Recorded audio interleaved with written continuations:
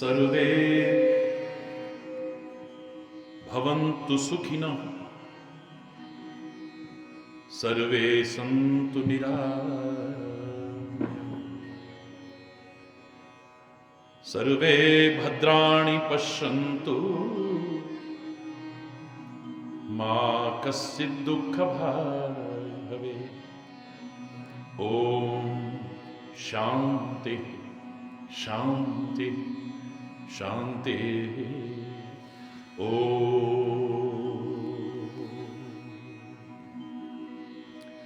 त्वमेव माताश्च पिता त्वमेव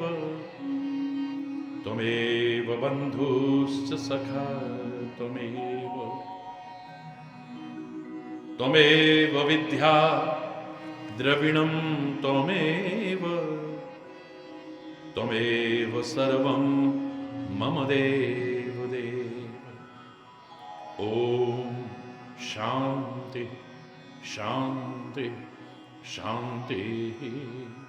ॐ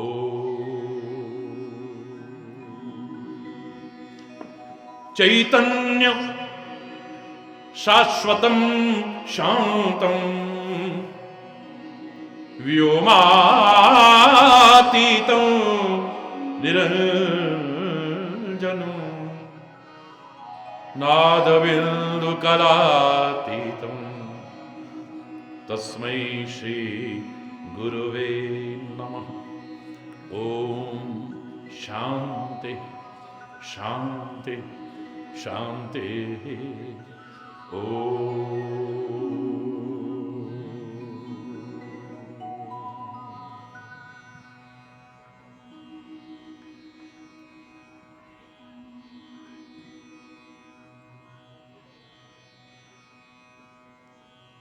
महाराष्ट्र की कुलदेवी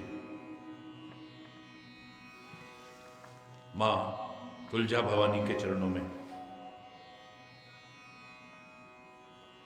हृदय से कोटि कोटि नमन करता हूं।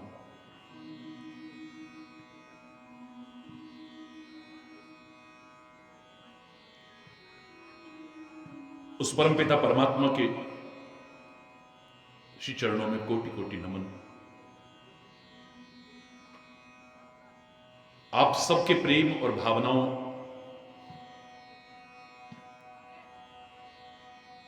को अपने शिरोधार्य करते हुए आप सबके अंतर में बैठे हुए उस परमात्मा को भी नमन करता हूं।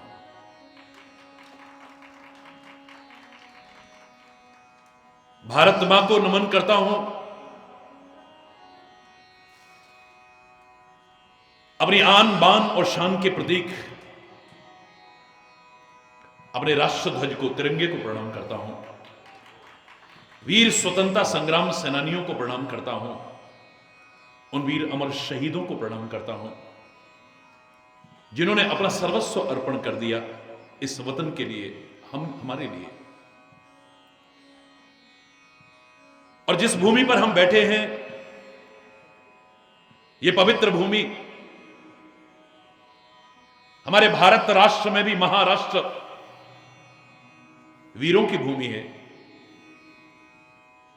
वीर अमर शहीदों की भूमि है, स्वतंत्रता संग्राम सेनानियों की भूमि है, उन महान भक्तों की भूमि है, उन महान संतों की भूमि है।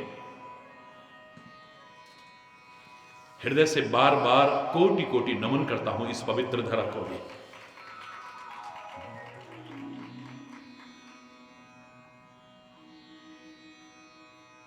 और आपके स्वर में स्वर मिलाते हुए मेरे हृदय से भी बहुत ही प्रेम और श्रद्धा के साथ ये शब्द अपने आप निकलते हैं। माझे माहेर पंढरी, माझे माहेर पंढरी, माझे माहेर पंढरी, माझे माहेर पंढरी। आहे भीमेरच्या रे, आहे भीमेरच्या रे,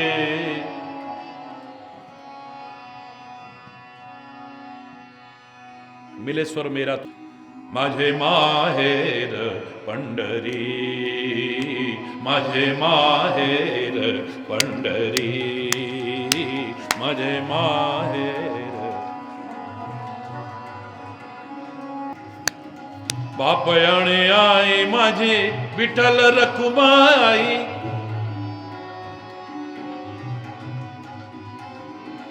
बापयाने आई माझी विठ्ठल रखुमाई, विठ्ठल रखुमाई जय जय विठ्ठल रखुमाई, विठ्ठल रखुमाई. बापयाने आई माझी विठ्ठल रखुमाई, बापयाने आई माहेर पंढरी, माझे माहेर पंढरी, माझे माहेर पंढरी, माझे माहेर.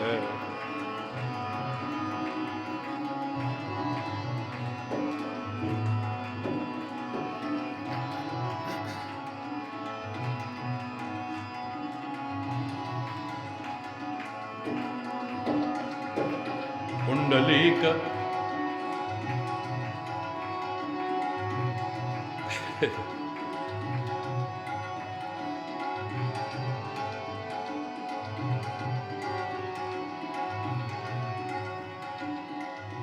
पुंडलिक आहे बंधू,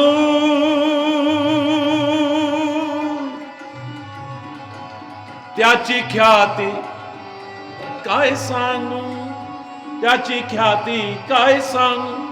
माहेर पंढरी माझे, ओ माझे माहेर पंढरी, ओ माझे. माझी बहीण चंद्रभागा, चंद्रभागा, चंद्रभागा करीतसे पापभंगा,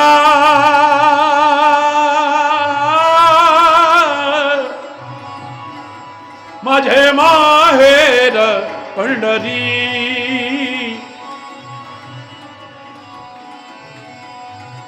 माझे माहेर पंढरी, माझे पंढरी.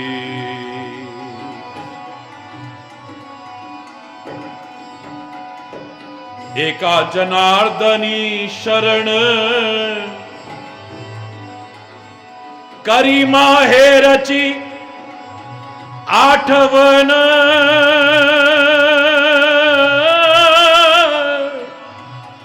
बहुत याद आती है. करी माहेरची आठवण, माहेर पंढरी, माझे माहेर. सारे बोलिए माझे माहेर, माझे माहेर, ओ माझे माहेर पंढरी.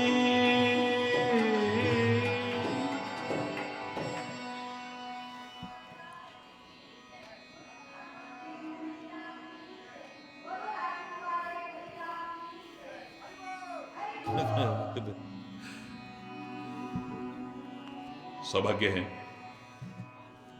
हम सबके इस पावन भूमि पर,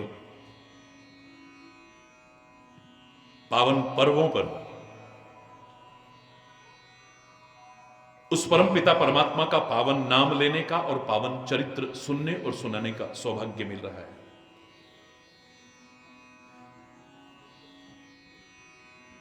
सौभाग्य से आज पवित्र गीता जयंती भी है. हमारे राष्ट्र के उस पावन ग्रंथ को, अद्वितीय ग्रंथ को, अनुपम ग्रंथ को, और वो ग्रंथ जिनके श्रीमुख से निकला था, उन भगवान श्री कृष्ण को भी कोटि कोटि नमन करते हैं. बधाई देता हूं इस महान पर्व की.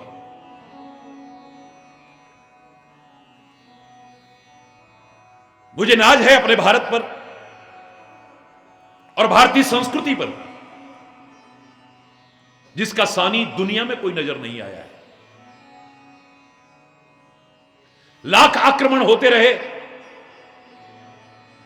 हमारे भारत पर, भारतीय संस्कृति पर, विभिन्न माध्यमों से, और आज भी हो रहे हैं, लेकिन भारत को और भारतीय संस्कृति को ना कोई नष्ट कर पाया था, ना कर पा रहा है, और ना कभी कर पाएगा। चैलेंज करके कह सकता हूं। कुछ है जो हस्ती मिटती नहीं हमारी, चाहे दुश्मन रहा है दौरे जहां हमारा। इतना व्यापक चिंतन, इतना उदार चिंतन, इतना अनुपम चिंतन, इतना अद्वितीय चिंतन, गर्व से कह सकता हूं कहीं और नजर नहीं आता है। आपने अभी देखा, वो दृश्य देखा जहां 102 देशों के प्रतिनिधि मौजूद थे।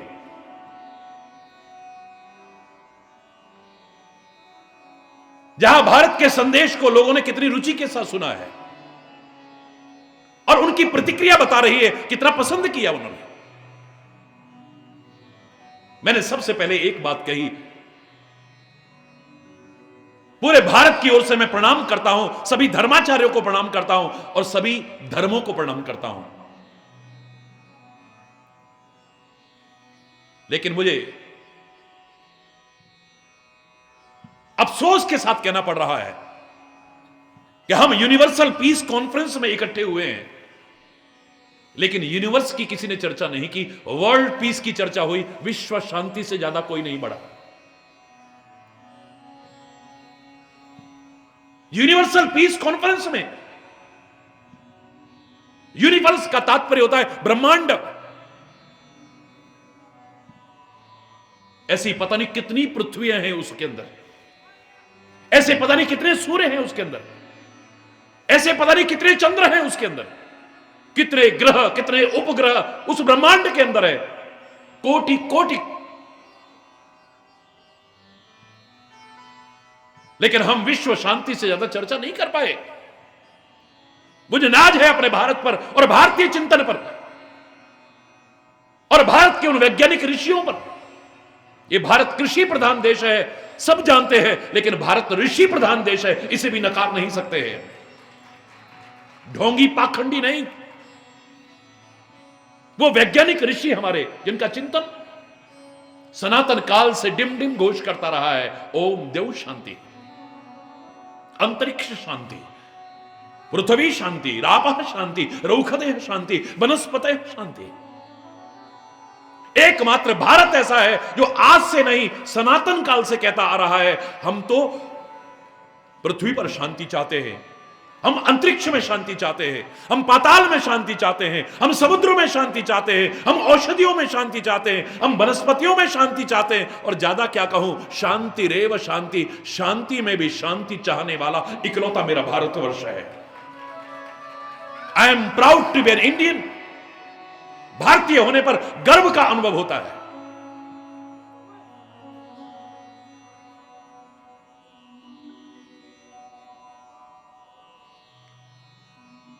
कमियां आई हैं हम भारतवासियों में, कहीं कमियां आई हैं, मैं क्षमा चाहते हुए कहूंगा, लेकिन कहूंगा जरूर। हमारे भारतवर्ष में कमियां नहीं है, हम भारतवासियों में कहीं कमियां आ गई हैं। अगर उनको हम दूर कर दें, मैं चैलेंज करके कहता हूं, भारत फिर से जगत गुरु के पद पर प्रतिष्ठापित होगा। लोग लूट करके ले गए हमारा सोना, हमारे चांदी, हमारे हीरे, हमारे जवाहरात, हमारे खजाने, हमारे कोहिनूर, और आज भी लूट रहे हैं, अपने ही लूट रहे हैं। लेकिन अध्यात्म ज्ञान जिसके बल पर भारत जगत गुरु रहा था, आज भी हमारे मनुष्यों के मस्तिष्क में है। बिजनेस बना करके नहीं, क्योंकि कथा प्रवचन एक धंधा बन गया है, बिजनेस बन गया है, व्यवसाय। बता रहे थे कि लोग हमसे पूछ रहे थे, महाराज जी कितने लाख रुपए लेकर के आए। बोले महाराज जी तो प्यार से ही आते हैं हर जगह और प्यार से ही आते रहेंगे बस।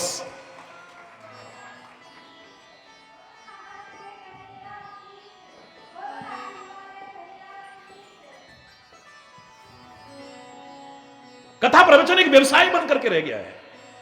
योग, आयुर्वेद, शिक्षा, चिकित्सा, जीवन की जो मूलभूत आवश्यकता है सब व्यवसाय बन करके रह गए हैं। व्यवसाय बना करके नहीं, चंद लोग भी अपना प्रचार करने में नहीं, भारतीय अध्यात्म का, भारतीय चिंतन का, भारतीय संस्कृति का अगर प्रचार प्रसार करने में जुट जाएं, ये भारत फिर से जगत गुरु के पद पर प्रतिष्ठापित होगा। इतना गहन चिंतन हमारे जीवन में हमें कैसे जीना चाहिए। भारतीय संस्कृति जीवन जीने की एक कला है।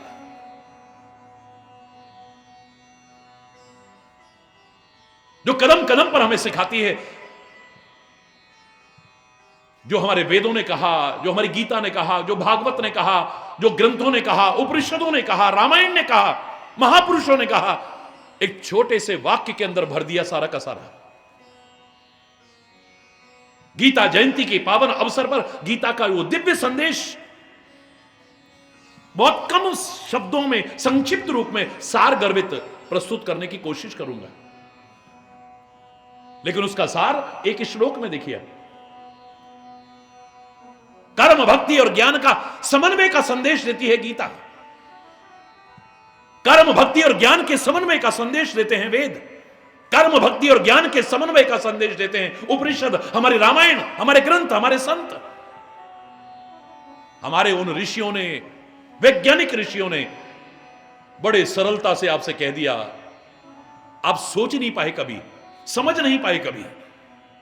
उन ऋषियों ने कहा, जब आप प्रातः काल उठते हो,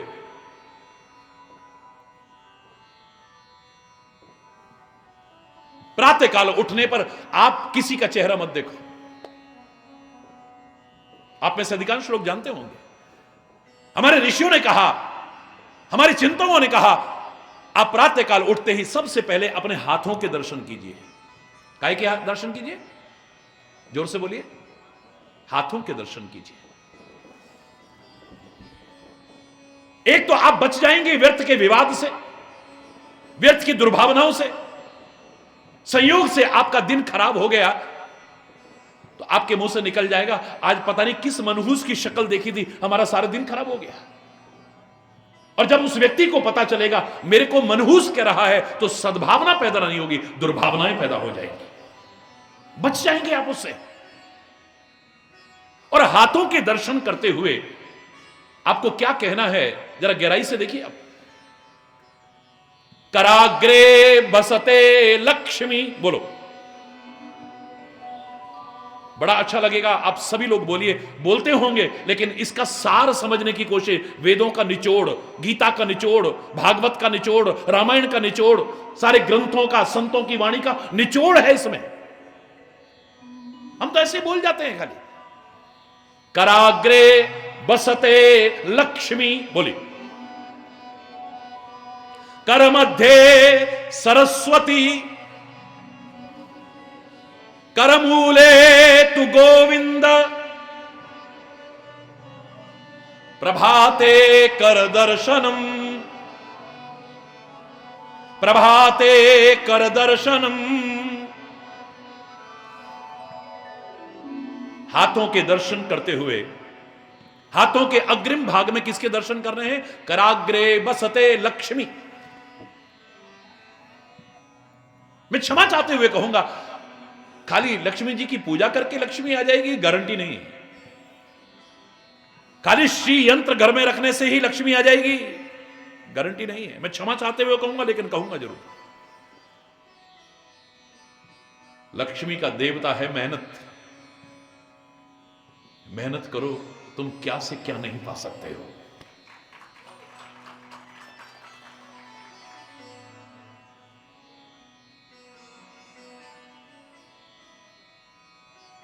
जापान ने क्या किया था? ज्यादा समय नहीं हुआ, हिरोशिमा कांड के बाद सब कुछ बर्बाद हो चुका है। कितने कम समय में विश्व की एक महान शक्ति बनकर के दिखा दिया।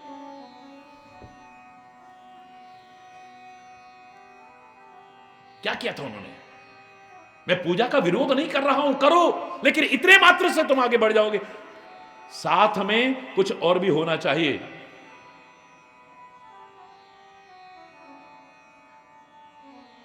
मात्र श्रद्धा से काम नहीं चलने वाला, और मात्र श्रम से भी काम नहीं चलना। बहुत मेहनत करते हैं बहुत से लोग, लेकिन वो जो प्राप्त करना चाहते नहीं पा पाते। मेरे कहने पर एक बार श्रद्धा और श्रम दोनों को साथ लेकर के चलो, जो तुम चाहते हो उसे पा सकते हो।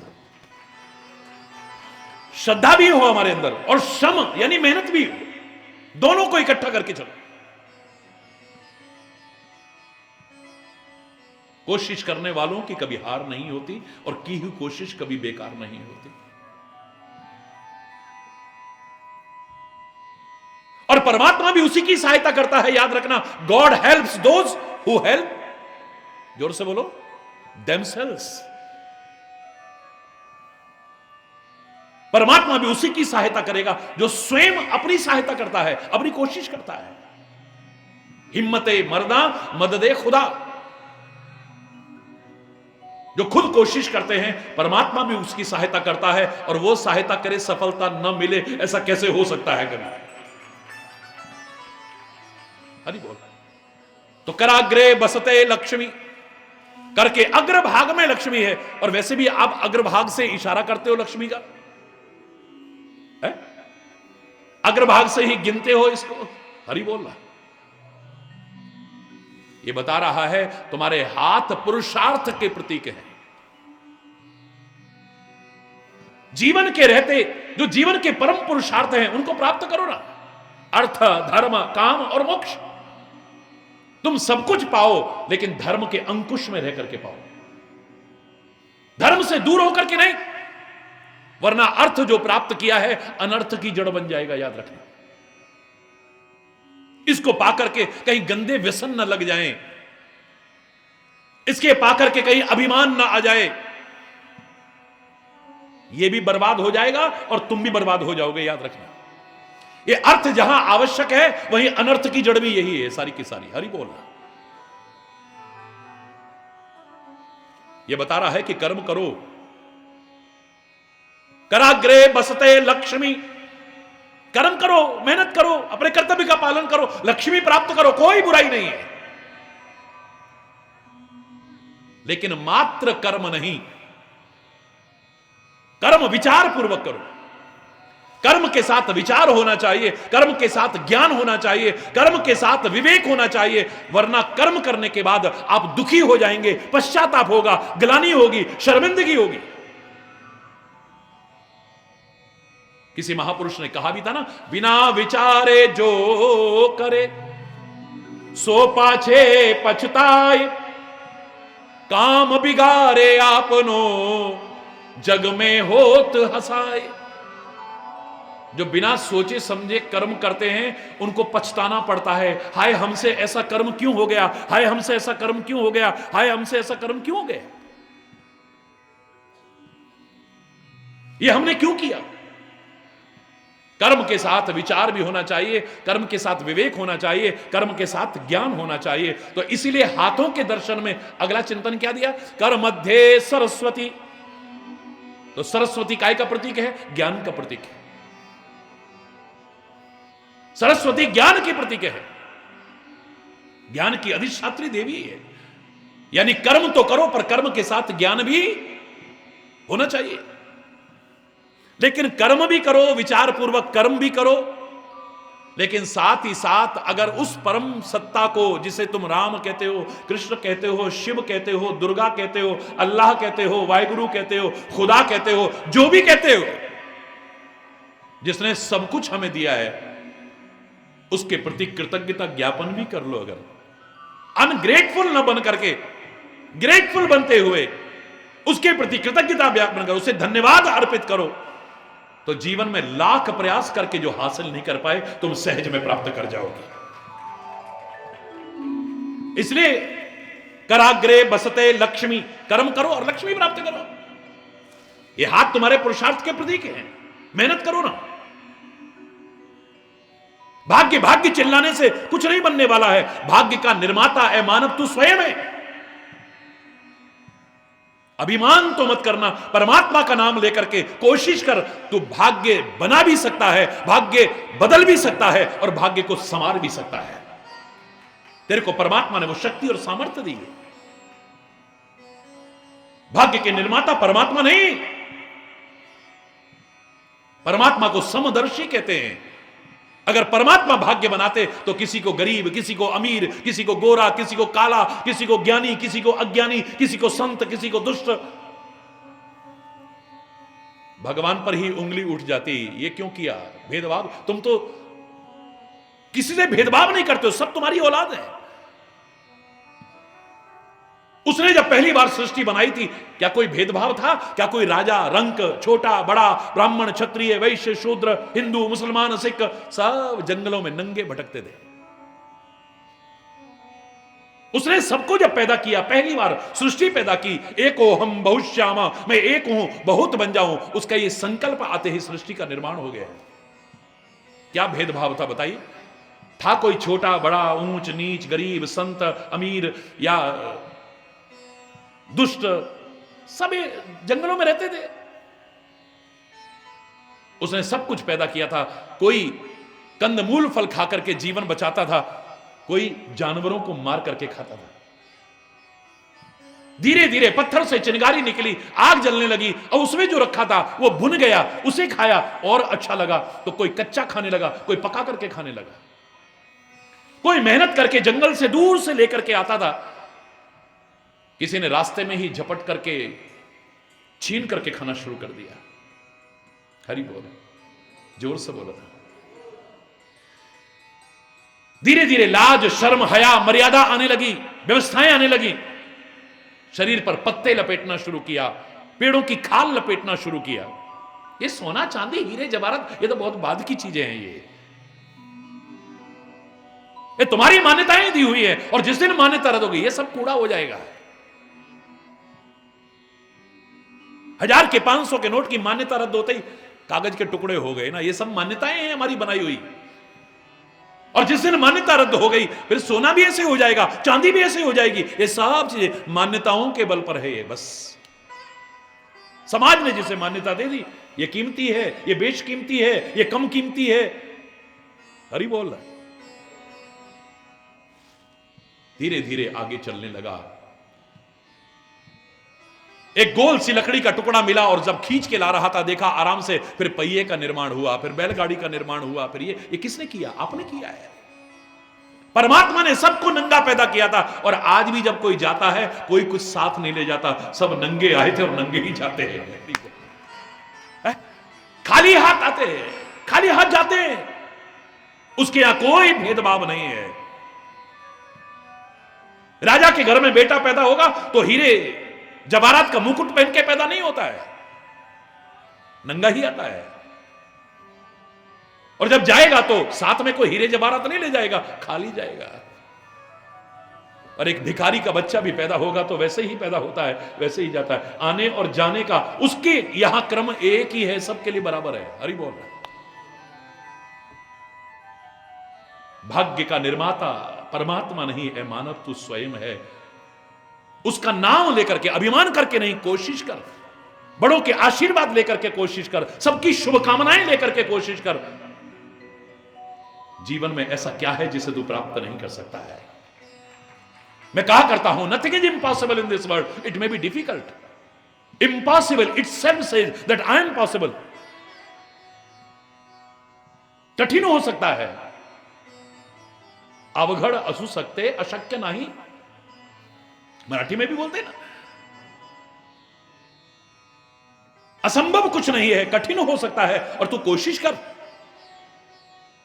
जिस तरह से कोशिश करनी चाहिए ऐसे कोशिश कर। मेरा कहीं भी किसी कॉलेज में लेक्चर हो या यूनिवर्सिटी में लेक्चर हो या स्कूल में कहीं हो, एक वाक्य में जरूर बोला करता हूं, even a loftiest tower rises from ground. ऊंची से ऊंची मीनार भी इसी जमीन से उठी है, कोई आसमान से नहीं टपकी है। जिन्होंने जीवन में कुछ करके दिखाया है, बन के दिखाया है, मुकाम हासिल किया है, वो भी आसमान से नहीं टपके, हमारी और तुम्हारी तरह किसी मां के गर्भ से पैदा हुए। जब वो कर सकते हैं तो हम क्यों नहीं कर सकते हैं? कराग्रे बसते लक्ष्मी, अपने हाथों से मेहनत करो, प्रतिज्ञा कर लो, खून पसीने की मिलेगी तो खाएंगे, नहीं तो यारो भूखे रह जाएंगे। किसी का हक छीन करके नहीं, बेईमानी करके नहीं, रिश्वत खा करके नहीं, गलत धंधे करके नहीं। कराग्रे बसते लक्ष्मी, पवित्र पवित्र धन जिसे कहा जा सके, पवित्रता के भाव से जिसे अर्जित करने की कोशिश की जाए, प्राप्त करो ना, कौन मना कर रहा है?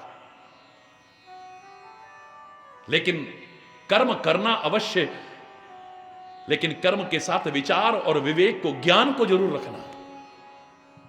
इसलिए हमारे उन ऋषियों ने कहा, कर मध्ये सरस्वती, कर मध्ये सरस्वती, करके मध्य भाग में सरस्वती को रखिए। आप पुस्तक वगैरह भी रखते हैं तो मध्य भाग में ऐसे करके पकड़ते हैं पुस्तकों को। धीरे धीरे अब तो सब डिजिटल होता जा रहा है, अब पुस्तकें कहां मिलेंगी साहब, उसमें ही हाथ में ऐसे रखा हुआ है। अब तो लैपटॉप और कंप्यूटर भी धीरे धीरे खत्म हो जाएंगे। तो ये छोटा सा मोबाइल है, पूरी दुनिया मुट्ठी में, हरी बोल हाथ में, तो ऐसे बीच में तो रखते हो आप, सारा ज्ञान अर्जित कर सकते हो। यानी कर्म के साथ ज्ञान को अवश्य रखना, और कर्म भी करो, विचार पूर्वक कर्म करो, लेकिन उस परमात्मा का स्मरण मत भूल जाना। क्योंकि जीवन में सुख चाहते हो तो, शांति चाहते हो तो, आनंद चाहते हो तो, चैन और सुकून चाहते हो तो आप धन प्राप्त कर सकते हो, लेकिन सुखी होगे इस बात की गारंटी नहीं है। आप सुख के साधन ला सकते हो, आप बंगला ला सकते हो, बहुत बड़ा महल खड़ा कर सकते हो, बड़ी बड़ी गाड़ियां ला सकते हो, बड़ी बड़ी फैक्ट्रियां खड़ी कर सकते हो, दुनिया भर के सुख सुविधा के साधन जुटा सकते हो, लेकिन सुखी हो पाओगे इस बात की कोई गारंटी, जोर से बोलो ना, नहीं है। क्योंकि सुख का मूल क्या है? जैसे एक वृक्ष जड़ अगर ठीक है तो ही फल फूल सकता है, अगर जड़ खराब होने लग गई तो वृक्ष कितना भी बड़ा क्यों ना हो, एक दिन सूख जाएगा, बेकार हो जाएगा। जड़ पर ध्यान देना। ऐसे ही अपने जीवन रूपी वृक्ष को भी आप अगर हरा भला चाहते हो, खुशहाल चाहते हो, तो इसकी जड़ पर भी ध्यान देना। इस जीवन वृक्ष की जड़ क्या है? हमारे शास्त्रों ने कहा, मूलम धर्म तरोर विवेक जलधई पूर्णेन्दुमानंदम। मूलम धर्म, मूल क्या है? जोर से बोलो, धर्म। और परमात्मा का तात्पर्य भी धर्म है, धर्म का तात्पर्य भी परमात्मा है। महर्षि वाल्मीकि से पूछा गया, राम के बारे में कम से कम शब्दों में आप क्या कहोगे? तो श्री राम के बारे में महर्षि वाल्मीकि का वो वाक्य याद कीजिए, रामो विग्रहवान धर्म। राम साक्षात विग्रहवान धर्म है। यानी धर्म के दर्शन करने हैं तो राम को देख लो, और राम के दर्शन करने हैं तो धर्म को अपना लो। राम और धर्म में कोई अंतर नहीं है। मूलम धर्म तरोर विवेक जलधई। जीवन वृक्ष को अगर हरा भरा चाहते हो, खुशहाल चाहते हो, सुख शांति चैन सुकून चाहते हो, तो मेरे प्यारे बच्चों, मेरे प्यारे भाइयों, मेरी प्यारी बहनों, धर्म को अपने से दूर मत करना कभी भी, परमात्मा को अपने से दूर मत करना कभी भी। धर्म अगर हमारे जीवन का अभिन्न अंग बन जाए, जीवन के हर क्रियाकलाप में उतर जाए, तो समाज में कितनी भी विकृतियां हो, कितनी भी बुराइयां हो, कितनी भी कमियां हो, हमारे जीवन में प्रवेश नहीं कर पाएंगी, नहीं पाए।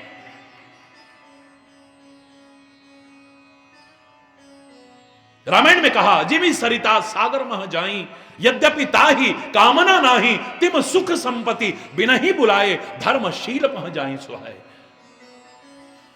लाख प्रयास करके जो तुम हासिल नहीं कर पा रहे हो, विचार पूर्वक कर्म करने के साथ साथ धर्म और परमात्मा का आश्रय यदि रखोगे तो तुम सहज में प्राप्त कर सकते हो। जैसे नदियां बिना बुलाए दौड़ दौड़ करके समुद्र के पास जा रही हैं, ऐसे ही सुख और संपत्ति बिना बुलाए धर्मशील व्यक्ति के जीवन में अपने आप आने लगती है। धर्म को कभी अपने से दूर मत कर देना, परमात्मा को कभी दूर मत कर बैठना, सदगुरु के मार्गदर्शन को, ग्रंथों के मार्गदर्शन को कभी दूर मत कर बैठना। अगर चाहते हो सुख, शांति, समृद्धि, खुशहाली, क्योंकि आपके ऊपर निर्भर करता है। हम तो शुभ कामना करते रहे, कर रहे हैं और आगे भी करते रहेंगे। सर्वे भवन्तु सुखिनः, सदियों सदियों से ही प्रार्थना होती आई है, आज भी हो रही है, आगे भी होती रहेगी, लेकिन सब सुखी हो पाए? रात दिन कह रहे हैं सर्वे भवन्तु सुखिनः, सब सुखी हो जाएं। सर्वे सन्तु निरामया, सब निरोगी हो जाएं, कोई बीमार ना रहे। ऐसा हो रहा है क्या? मैं कोरी बात नहीं आती मुझसे, गहराई से विचार करके देखिए, ऐसा क्यों नहीं हो पा रहा है? सर्वे भद्राणि पश्यन्तु, सब अच्छे अच्छे दिखाई दे, सब अच्छे अच्छे क्यों नहीं दिखाई दे रहे? मां कश्चिद दुख भाग भवेत्, कहीं पर भी दुख ना रहे, क्या ऐसा हो पाया? ये शुभ कामना है। अगर इसे शुभ आशीर्वाद में परिवर्तित करना चाहो तो तुम्हें अपने जीवन के क्रियाकलाप पर भी निगाह दौड़ानी पड़ेगी। आपको स्वयं उसके लायक बनना पड़ेगा। एक व्यक्ति आपको लाख कितना भी कहता रहे, कितने भी आशीर्वाद देता रहे, जाओ तुम स्वस्थ रहो, और तुम शराब पीते रहो, बीड़ी सिगरेट पीते रहो, तंबाकू खाते रहो, गंदा खान पान लेते रहो, उसके आशीर्वाद, शुभकामनाएं भी फेल हो जाएंगी। हरि बोलना है? जाओ धन धान्य संपन्न हो जाओ, किसी ने आशीर्वाद भी दिया, शुभकामना भी दी, लेकिन आप जुआ खेलते रहे, कुकर्म करते रहे, गलत रास्ते पर चलते रहे, आपका धन कब नष्ट हो जाएगा पता भी नहीं चलेगा। हरि बोलना। आप पर निर्भर करता है, इट डिपेंड्स ऑन यू, कि आप उन शुभकामनाओं को शुभ आशीर्वाद में कैसे परिवर्तित कर सको। उसके लिए कोशिश करनी है, कर्म तो करना है, लेकिन कर्म के साथ विचार और ज्ञान को रखना है, साथ ही साथ उस परमात्मा का स्मरण करते हुए, धर्म के अनुसार जीवन जीते हुए आगे चलने की कोशिश करनी है।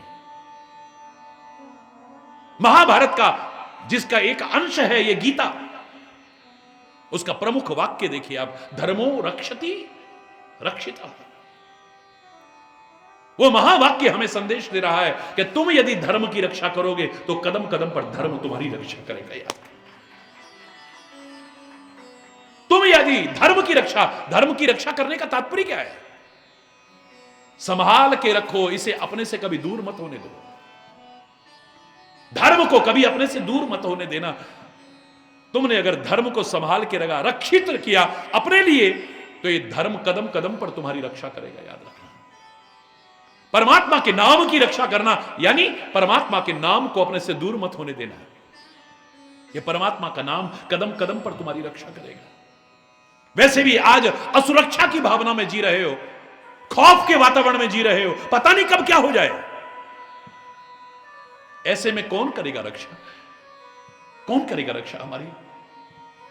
संदेश देने वाले, वो उपदेश देने वाले भी हमसे कहते हैं कि भगवान पर भरोसा रखना, तुम्हारी रक्षा होगी, लेकिन लगता है उन्हें भरोसा नहीं है। सिक्योरिटी के बिना चल नहीं पाते वो लोग। कमांडो साथ में लेकर के चलते हैं। तथाकथित संतों के लिए एक स्टेटस सिंबल बन चुका है। कौन सी कैटेगरी की सिक्योरिटी मिल सकती है, उसको पाने के लिए पता नहीं क्या क्या करने को तैयार हो जाते हैं। जिन्हें खुद भरोसा नहीं है कि उनकी परमात्मा रक्षा करेगा, वो तुम्हारे अंदर भरोसा कैसे पैदा कर पाएंगे? और मेरे प्यारे बच्चों, मेरे भाइयों, मेरी बहनों, भगवान न करे हम कभी समुद्र के किनारे घूम रहे, भगवान न करे कभी ऐसा हो, क्योंकि थोड़ी देर के लिए सुनामी आया था, वो दर्द हम भूले नहीं है अभी तक। लाखों लाखों लोगों की जिंदगी तबाह हो गई, कितने अनाथ हो गए, कितनी गोदियां उजड़ गई, कितनी मांगे सुनी हो गई, कितनी बहनें राखी के दिन अपने भाई की याद में रोते देखी जाती है। भगवान न करे कभी सुनामी आ गया तो कौन रक्षा करेगा? सिक्योरिटी गार्ड रक्षा करेगा? है? कौन तुम्हारी रक्षा करेगा उस समय? भगवान न करे, भगवान न करे, प्रकृति के साथ हम खिलवाड़ कर रहे हैं, उसका परिणाम कभी भूकंप के रूप में आ जाए, भूचाल के रूप में आ जाए, अर्थक्वेक। भारत ने उस दर्द को भी झेला है, कभी गुजरात में झेला है, कभी उत्तराखंड में झेला है, कभी किसी प्रांत में झेला है, कभी किसी प्रांत में झेला है, बहुत झेला है हमने। अभी पीछे नेपाल ने झेला, अभी कितने देशों के अंदर भूकंप आया, कितना तबाही मच गई है, हाहाकार मच गया है। भगवान न करे कभी भूचाल आ गया, उस समय कौन बचाने आएगा हमें? बोलो ना। जिन पर इतना भरोसा करते थे, जिनका दम भरते थे हम, वो अपनी रक्षा में लग जाएंगे, हमारी रक्षा में नहीं लगेंगे। उस समय रक्षा कर सकता है तो वही कर सकता है, कोई नहीं कर। भगवान न करे कहीं पर रात दिन ऐसे लग रहा है कि युद्ध का साया मंडराने जैसा स्थिति हो रही है, विश्व युद्ध के हालात जैसे पैदा हो रहे हैं। और उसी के उपलक्ष्य में यूनिवर्सल पीस रैली निकाली गई और यूनिवर्सल पीस कॉन्फ्रेंस रखी गई, जिसमें इतने देशों का प्रतिनिधित्व था और भारत का प्रतिनिधित्व करने का हरि चैतन्य ने एक छोटे से बच्चे को मौका मिला है।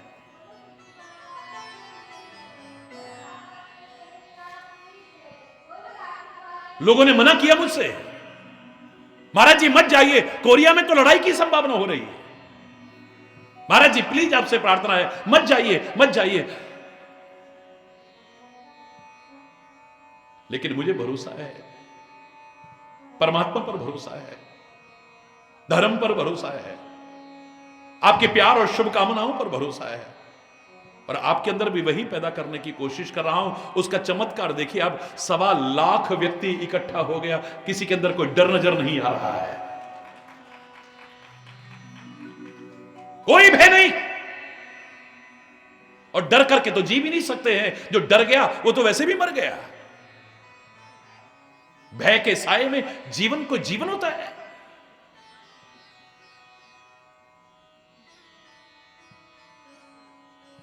धर्मो रक्षति रक्षितः, तुम धर्म की रक्षा करना, ये धर्म कदम कदम पर तुम्हारी रक्षा करेगा। संभाल के रखना, इसे अपने साथ रखना, परमात्मा के नाम को अपने से दूर मत होने देना, ये कदम कदम पर तुम्हारी रक्षा करेगा। सदगुरु के मार्गदर्शन को, ग्रंथों के मार्गदर्शन को अपने साथ रखना, इसे कभी दूर मत होने देना। कोई व्यक्ति अज्ञानता से कहे हमारे गुरु महाराज की तो मृत्यु हो गई, गुरु महाराज ये शरीर है तो जाएगा, वो तो अवतार भी आए हैं तो वो भी गए हैं, लेकिन गुरु का दिया हुआ ज्ञान कभी नष्ट नहीं हो सकता है, याद रखना। उस ज्ञान को, उस विचार को, उन उपदेशों को अपने साथ रखो। वो हमेशा तुम्हारे साथ थे, हमेशा तुम्हारे साथ हैं और हमेशा तुम्हारे साथ रहेंगे, कभी दूर नहीं हो सकते तुमसे। कदम कदम पर तुम्हारी रक्षा होगी, याद रखना। यही तो उपदेश है गीता का भी। लोग कह देते हैं गीता खाली कर्म का संदेश देती है, नहीं, अधूरा ज्ञान है ये। और little knowledge is always dangerous. नीम हकीम खतरे जान, बहस करते हैं लोग बेवजह की, और वाक्य बना दिया है कर्म ही पूजा है। मैंने जब पहली बार कहा मैं इस वाक्य से सहमत नहीं हूं, तो लोगों को बड़ा अजीब सा लगा। सारी दुनिया मानती है वर्क इज वर्शिप, कर्म ही पूजा है। महाराज जी कैसे कह रहे हैं कर्म ही पूजा? मैंने कहा मेरी बात सुनने के बाद कहना। पहली बात तो कर्म जिसको करने के बाद में शांति मिलनी चाहिए, आनंद आना चाहिए, अगर उसको करके पश्चाताप हो, शर्मिंदगी हो, गिलानी हो, उस कर्म को पूजा कहोगे आप? और बिना विचारे जो करे सो पाछे पछताए। अगर कर्म के साथ ज्ञान ना हुआ, विचार ना हुआ, विवेक ना हुआ, तो पछताओगे कभी हमसे ऐसा क्यों हो गया। वो पूजा नहीं हो सकती है।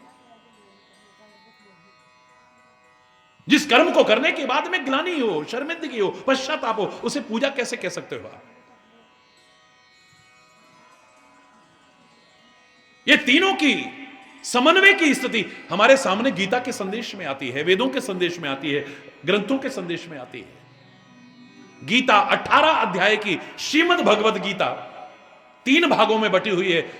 6 अध्याय के बराबर 6 अध्याय का एक भाग कहलाता है कर्म योग।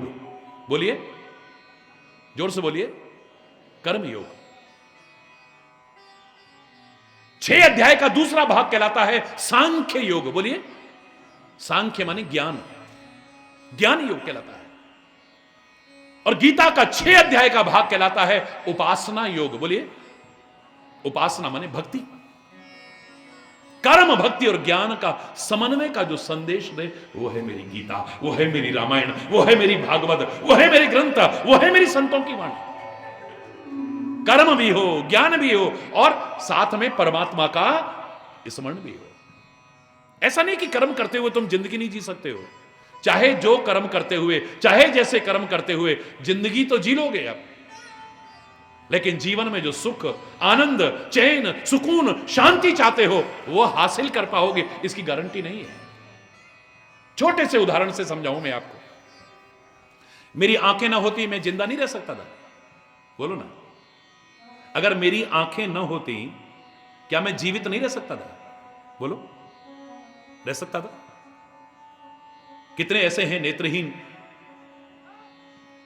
उनका उपहास करने की आवश्यकता नहीं है, उनके प्रति सहानुभूति होनी चाहिए हमारे मन में। और मैं तो लाखों लोगों को प्रेरित करके नेत्रदान का संकल्प दिला चुका हूं। एक दिन तो शरीर जाएगा, परमात्मा आपको लंबा जीवन दे, सुखी समृद्ध जीवन दे, लेकिन एक दिन यह शरीर जाएगा और जब जाएगा तो मिट्टी की ढेरी बन जाएगा। मजा तब है मिट्टी की ढेरी में मिलने से पहले पहले कम से कम 2 जीवनों को आलोकित करके जाओ, आनंद आ जाएगा।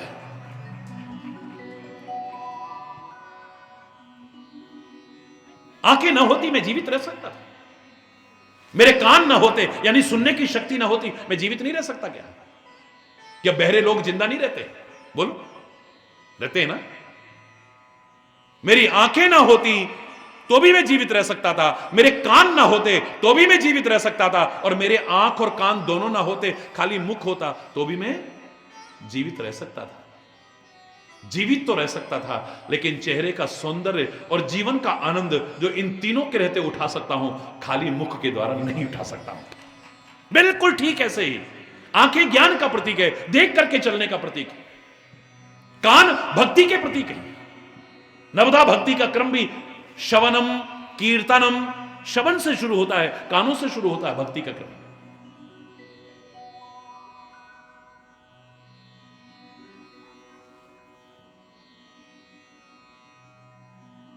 मुख कर्म का प्रतीक है। कर्म करते हो, मेहनत करके आते हो, पेट के लिए जुगाड़ करते हो नहीं करते हो? हरि बोल। ज्ञान रूपी आंखें मेरी ना होती तो भी मैं जीवित रह सकता था। कान रूपी भक्ति ना हो तो भी, क्या नास्तिक लोग जीवित नहीं रहते? जो धर्म का मजाक उड़ाते हैं, परमात्मा का मजाक उड़ाते हैं, संतों का मजाक उड़ाते हैं, क्या वो जीवित नहीं रहते? रह लेते हैं। जिनके जीवन में ज्ञान ना हो वो अज्ञानी भी जीवित रह सकते हैं। जिनके जीवन में भक्ति ना हो वो नास्तिक भी जीवित रह सकते हैं। जिनके जीवन में ज्ञान और भक्ति दोनों ना हो, मात्र कर्म करते हुए, चाहे जो कर्म करते हुए, चाहे जैसे कर्म करते हुए जिंदा तो रह सकते हैं, लेकिन जीवन के सौंदर्य को विकसित करना चाहें और जीवन का सच्चा सुख आनंद उठाना चाहें तो तीनों के समन्वय की आवश्यकता है। कर्म ही पूजा कहने वालों से प्रश्न कीजिए। एक व्यक्ति दुकान पर जाता है, सुबह से रात तक दुकान पर बैठता है, यह उसका कर्म है ना, और कर्म ही पूजा है तो पूजा कर रहा है ना वो। लेकिन दुकान पर कम तोलता है, बेईमानी करता है, खाने पीने की चीजों में मिलावट करता है, लोगों के स्वास्थ्य से खिलवाड़ करता है, लोगों के जीवन से खिलवाड़ करता है। अब वो कर्म तो कर रहा है, उसके कर्म को पूजा आप कहना हरि चैतन्य तो मानने को तैयार नहीं। एक ऑफिस में कर्मचारी जाता है, सुबह से शाम तक बैठता है, सारा दिन मेहनत करता है, वो अपना कर्म कर रहा है ना, तो कर्म ही पूजा है, पूजा कर रहा है वो। लेकिन आपकी फाइल आगे नहीं होने देता जब तक उस पर कुछ वजन ना आ जाए। रोज आपको चक्कर कटवाता है, कल आना, कल आना, कल आना, जब तक कुछ न मिल जाए तब तक आपकी फाइल आगे नहीं सरकती है। हरि बोल रहा, जोर से बोल रहा। अब वो कर्म तो कर रहा है, उसके कर्म को पूजा आप कहना हरिचेतन तो कभी स्वीकार नहीं कर सकता है। एक व्यक्ति हमारी सुरक्षा के लिए वहां खड़ा हुआ है। हम स्वतंत्रता संग्राम सेनानियों का ऋण कभी चुका नहीं सकते। यहां भी हमारे स्वतंत्रता संग्राम सेनानी बैठे हैं, ये मुझे प्रणाम करते हैं और मेरा मन करता है मैं उठ के इनको कर लूं, क्योंकि इन्होंने जो हमारे लिए किया है हम उसका ऋण कभी चुका नहीं सकते हैं। वो वीर अमर शहीदों का ऋण हम कभी चुका नहीं सकते हैं, उन सुरक्षा बलों का हम ऋण कभी चुका नहीं सकते हैं। हम त्योहार मनाते हैं और वो हमारी सुरक्षा में लगे होते हैं, लेकिन एक सुरक्षाकर्मी चौराहे पर खड़ा हुआ हमारी सुरक्षा के लिए तैनात है, लेकिन सुविधा शुल्क लिए बिना आपको परेशान कर रहा है। अब वो कर्म तो कर रहा है, ड्यूटी तो कर रहा है। कर्म ही पूजा कहने वालों, उसके कर्म को पूजा आप कहना मैं तो स्वीकार नहीं करता। एक किसान, भारत कृषि प्रधान देश है, हां ऋषि प्रधान देश भी है, इसे मत भूल जाना। ऋषियों के बिना हमारे देश की क्या पहचान है। गंगा, यमुना, नर्मदा, गोदावरी, कावेरी, इनके बिना हमारी क्या पहचान है। रामकृष्ण इत्यादि का अवतारों के बिना हमारी क्या पहचान है। जय जय राम कृष्ण हरि जय जय, जय जय राम कृष्ण हरि, जय जय राम कृष्ण हरि जय जय। दोनों हाथ ऊपर उठाकर जय जय राम कृष्ण हरि जय जय राम, जय जय राम कृष्ण हरि जय जय, जय जय विठ्ठल रखुमाई जय जय, जय जय विठ्ठल रखुमाई जय जय, जय जय विठ्ठल रखुमाई जय जय, जय जय विठ्ठल रखुमाई जय जय। विठ्ठल विठ्ठल विठ्ठल, विठ्ठल विठ्ठल विठ्ठल, विठ्ठल विठ्ठल विठ्ठल। ओ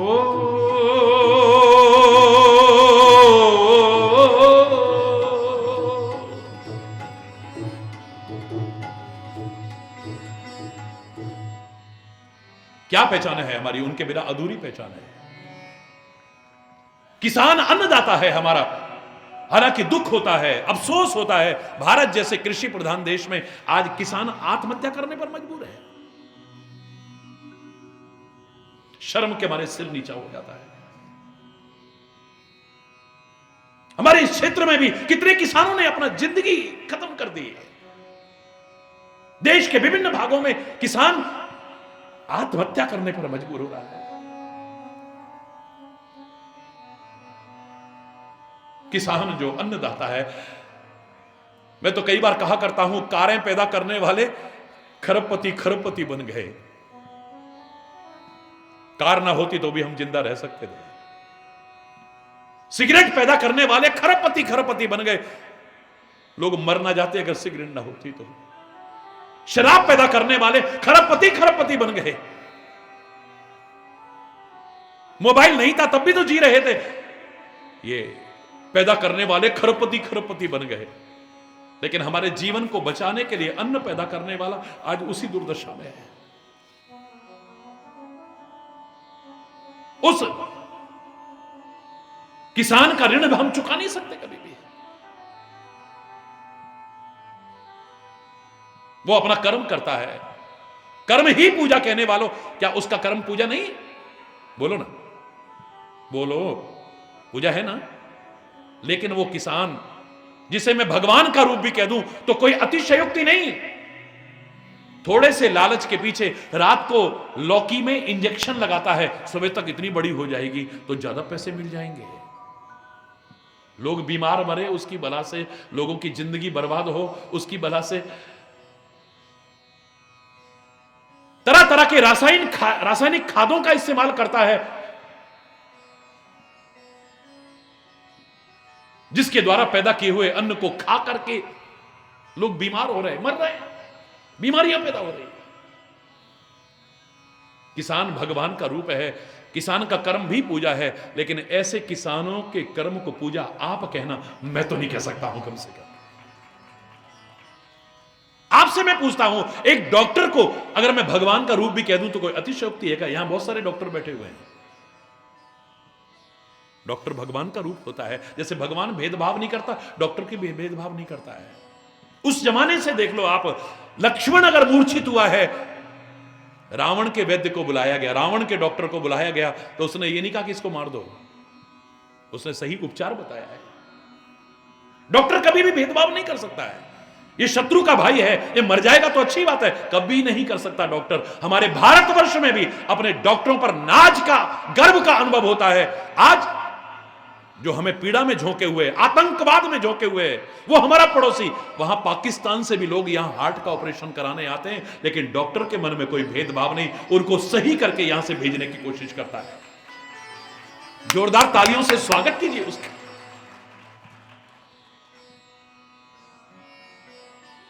यहां इलाज कराने आते हैं डॉक्टर को अगर भगवान का रूप कह देते हैं, कोई अतिशयोक्ति नहीं।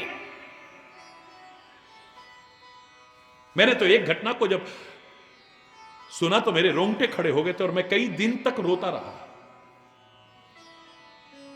एक हॉस्पिटल के अंदर एक परिवार के लोग हल्ला मचाए जा रहे थे, कहां है डॉक्टर, कहां है डॉक्टर, कहां है डॉक्टर। लोग बोले अभी बुलाते हैं, अभी बुलाते हैं, अभी। वो गाली गलौज करने लगे। ये सच्ची घटना है। गालियां देने लगे, डॉक्टर नहीं रखना है, अस्पताल काहे को खोला है, हमारा मरीज मर जाएगा, हमारा मरीज मर जाएगा, हमारा बेटा मर जाएगा, हमारा भाई मर जाएगा। लोग शोर मचा रहे हैं।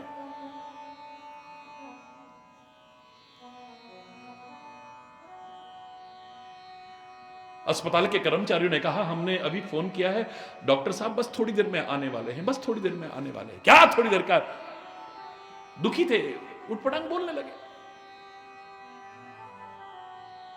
आधा घंटा बीत गया, डॉक्टर साहब ने अंदर प्रवेश किया।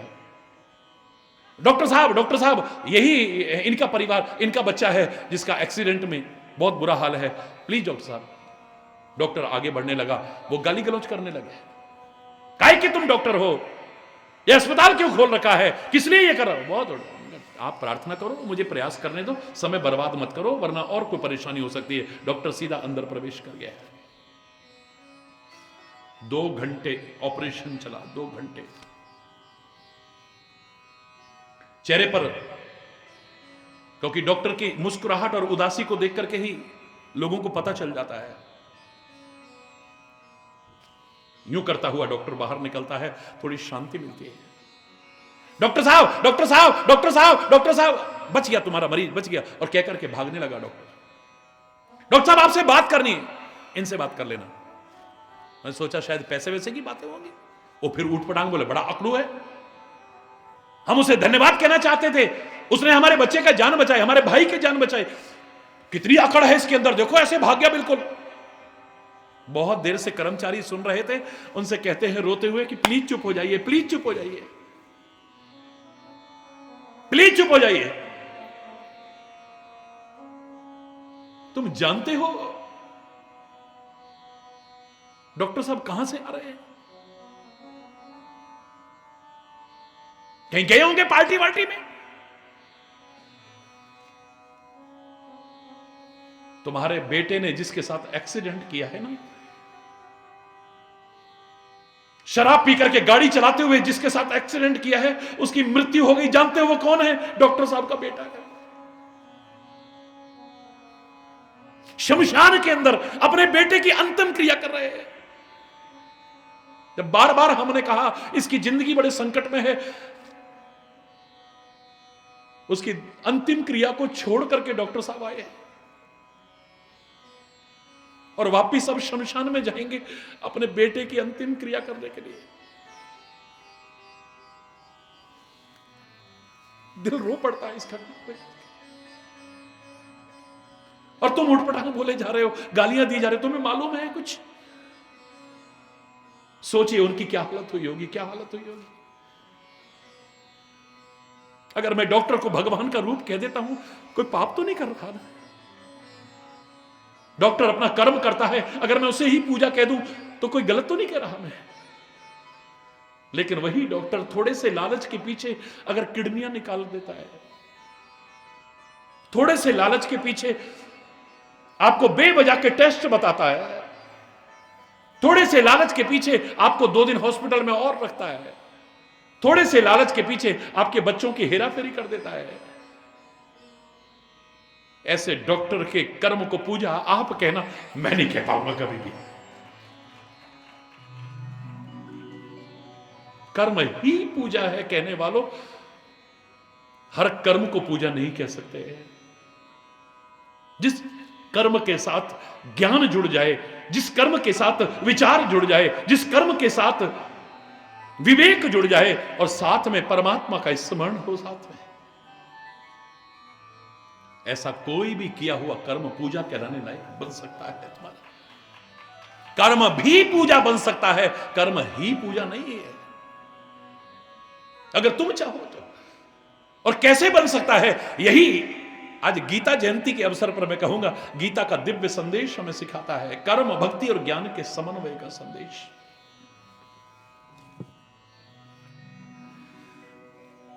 हरि बोल। रामायण ने तो एक छोटी सी चौपाई में बहुत कुछ कह दिया। मेरे साथ उस चौपाई को बोलिएगा। प्रवसी नगर कीजे सब काजा, प्रवसी नगर कीजे सब काजा, हृदय राखी कौशलपुर राजा, हृदय राखी।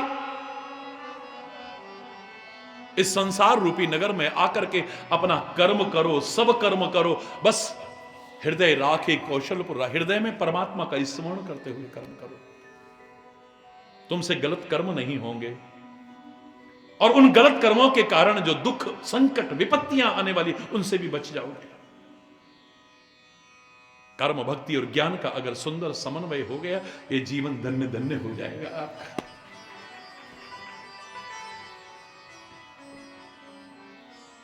हरि बोल।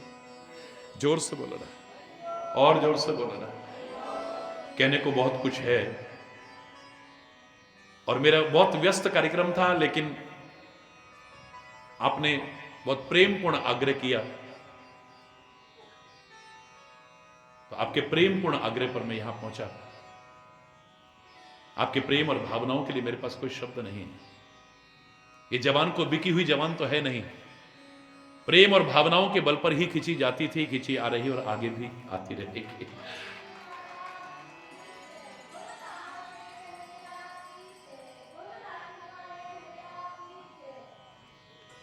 टेलीविजन के 1 दर्जन से ज्यादा चैनलों पर रोज आप सुनते हैं, अलग अलग समय पर प्रसारण देखते हैं आप। 20 करोड़ लोग रोज देखते हैं।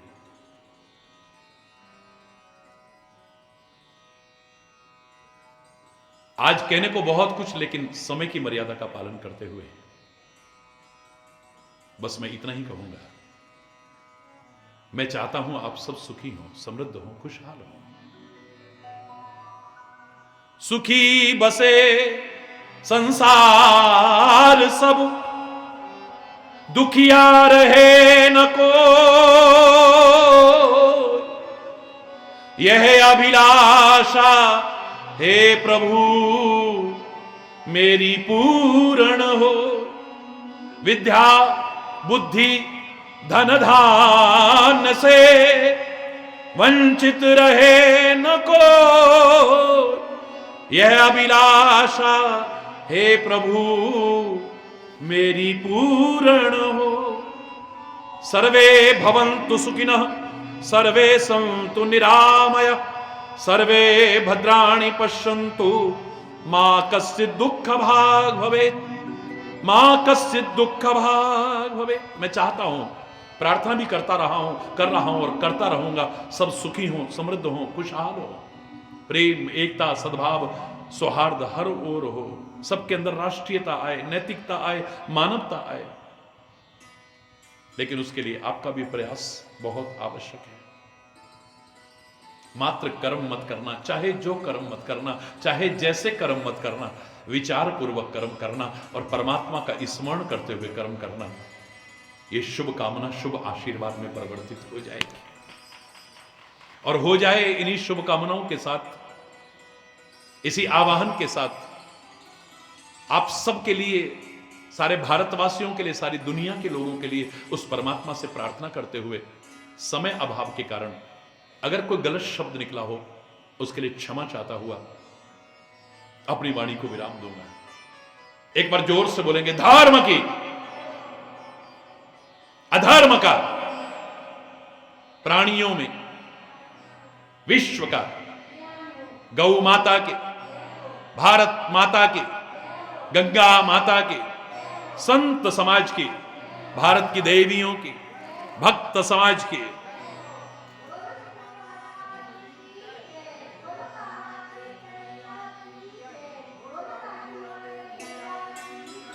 बोलो वृंदावन बिहारी लाल की जय।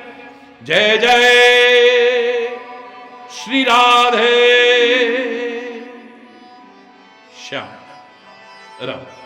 हरि बोल, हरि बोल, हरि बोल।